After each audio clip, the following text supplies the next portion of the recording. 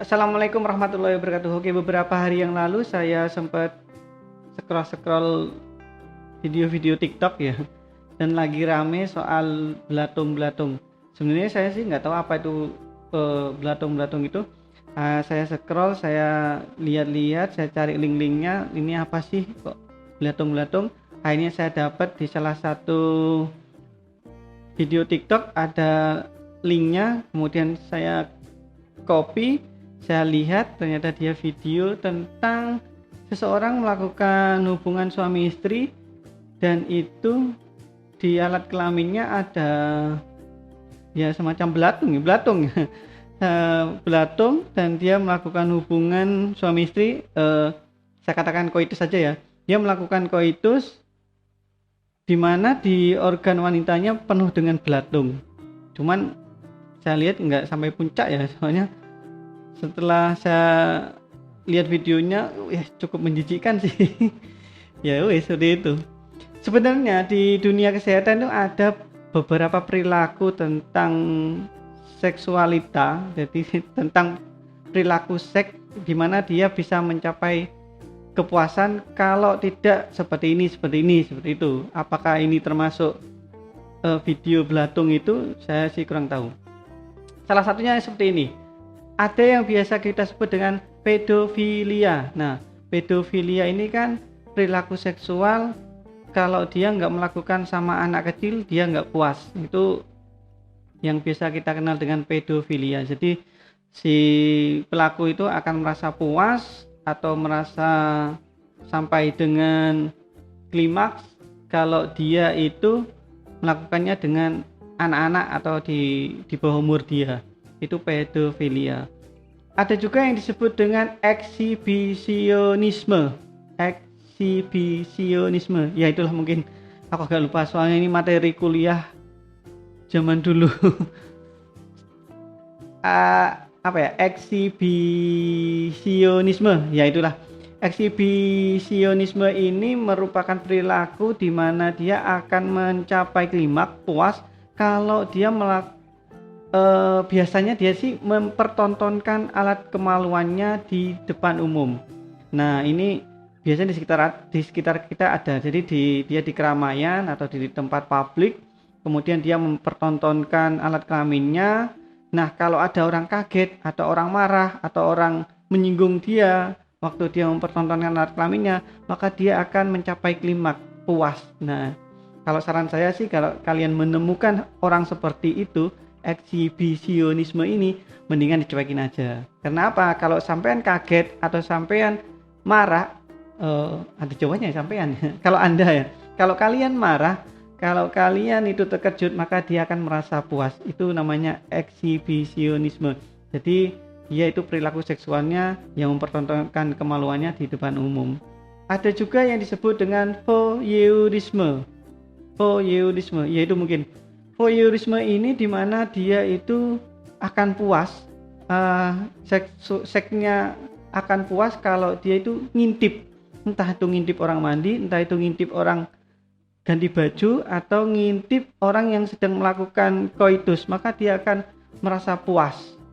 Jadi dia akan mencapai puncak kalau dia itu ngintip seseorang yang mandi, kayak ganti pakaian, kayak entah itu sedang bercumbu, kayak pokoknya dia ngintip, maka dia akan puas.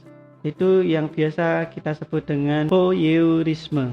Itu ya mungkin ya, aku agak lupa sih. Kemudian ada juga yang disebut dengan proteurisme. Kalau proteurisme ini dia itu menggesek-gesekkan alat kemaluannya ke lawan jenis. Biasanya ini terjadi di angkot atau keramaian yang berdesak-desakan. Itu kesempatan dia untuk melakukan kepuasan seksnya, perilaku seksnya dengan cara alat kelaminnya digesek-gesekkan ke tubuh lawan jenisnya. Ini proteurisme. Kemudian ada lagi yang disebut dengan fetisisme. Kalau anak sekarang mengatakan itu fetis.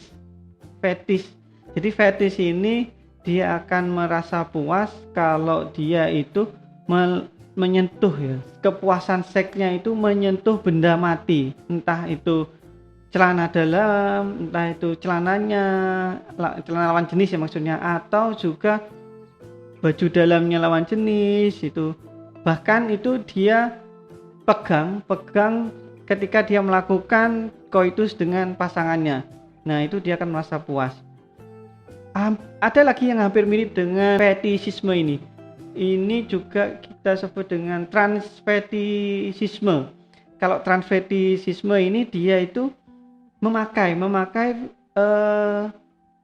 baju atau celana dalamnya lawannya. Jadi ketika dia mau melakukan hubungan, dia itu akan puas kalau dia memakai baju atau berdandan atau ya apa yang digunakan lawan jenisnya itu dia pakai, itu dia akan merasa puas. Jadi perilaku seksnya dia itu ya seperti itu. Dia akan puas kalau melakukannya dengan memakai pakaian pasangannya, entah celana dalamnya atau celananya, entah bajunya, seperti itu. Itu transfetishisme. Kalau fetishismenya sendiri kan hanya menyentuh benda-benda yang mati di pasangannya itu. Kalau transfetishisme ini malah memakainya itu.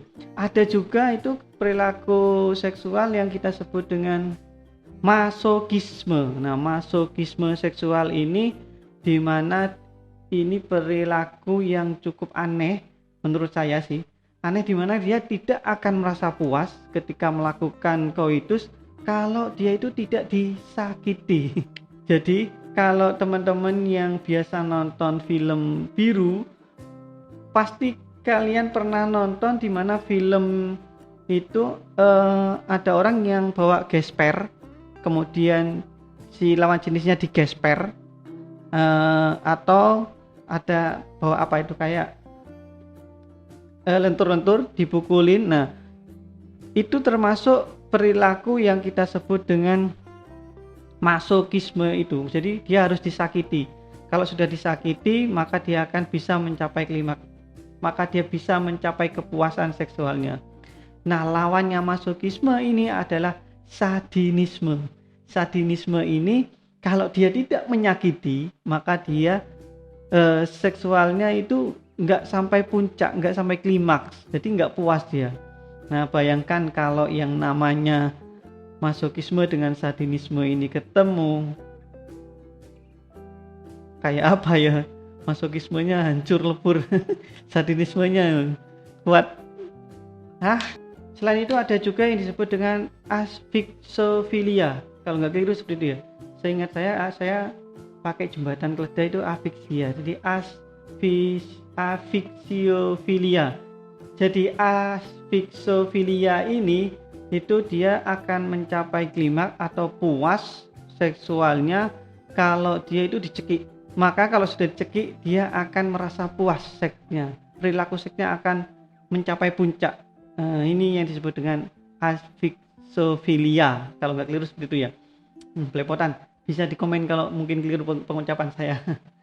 Nah, itu yang saya ketahui tentang perilaku-perilaku yang menurut saya aneh, perilaku-perilaku seksual yang menurut saya aneh, tapi di sekitar kita itu pasti ada. Berhati-hatilah kalau memang ada, jangan-jangan pasangan Anda. Untuk perilaku seksual yang mungkin kalian menganggapnya itu menyimpang, sebenarnya bisa disembuhkan atau diterapi ya. Jadi kalian datang aja ke tempat-tempat psikolog dulu kalau memang masih ragu, atau langsung ke dokter spesialis, dari dokter pakarnya tentang seksualita. Di Indonesia seingat saya itu ada undang-undang yang mengatur tentang perilaku ini. Jadi ada 4 perilaku seksual yang dilarang di Indonesia. Entah kalau sekarang ada perubahan ya. Ini saya dapat teorinya pada dulu waktu kuliah. Jadi yang pertama adalah sadisme, yang kedua masokisme, kemudian homoseksual, kalau cewek lesbi ya. Kemudian yang keempat itu incest.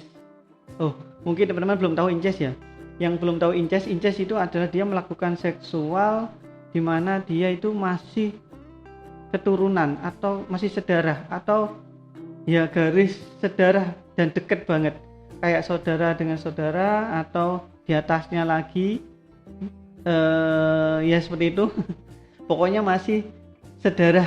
Jadi itu dilarang di Indonesia. Entah kalau sekarang ada perubahan tentang undang-undangnya. Kalau yang dulu berapa tahun yang lalu ya, sudah lama sih, itu nggak boleh di Indonesia 4 itu. Ada masokisme, ada sadis, ada homo atau lesbi, yang keempat adalah incest. Oke, itu yang saya ketahui tentang perilaku seksual yang mungkin kalian menganggapnya menyimpang, aneh, atau apalah terserah, tapi mereka itu melakukannya untuk mencapai klimaksnya mereka. Dan bila ada nanti mungkin kata-kata saya salah, ucapan saya salah, atau definisi tadi itu salah, bisa komen di bawah. Dan jangan lupa tetap ikuti channel saya dengan subscribe. Kalau ini memang penting, bisa Anda share ke teman-teman kalian. Dan bila Anda suka dengan video ini, silahkan like. Terima kasih dan sampai jumpa.